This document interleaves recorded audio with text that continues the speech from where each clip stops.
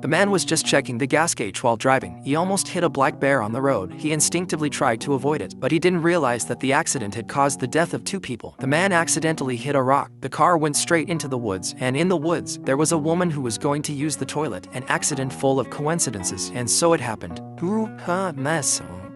There was a naked woman lying on the ground. He was scared out of his wits. At that moment, the woman's husband came to the scene. Before the man could explain, the woman's husband turned around and hit a sharp branch, and so it was. The couple's lives ended in such a coincidental way. It was the first time Bill had ever experienced anything so bizarre. He fled home in a panic. At dinner, his wife noticed the scratches on his face. Bill complained to his wife about the day's events. He said if it hadn't been for that bear, there wouldn't have been any of the scary things that happened. Poverty is not a sin, but it has a way of changing people's minds. 2 people who were just going to eliminate fingerprints, but they actually became possessive of the money in the boot. So a few days later, they got a boat. They put the bodies in the boat. Their plan was to take the body upriver. There are salmon in the river. The salmon would attract the bears. The bears would eat the bodies. There would be no trace of the body. To attract the bears, the 2 of them put a thick layer of honey on the body. They said goodbye to the body very carefully. 3 days later, they went back to check on them. The bodies were lying intact by the creek. They had no choice but to take the bodies home. But that same night, the sheriff of the town came to the house.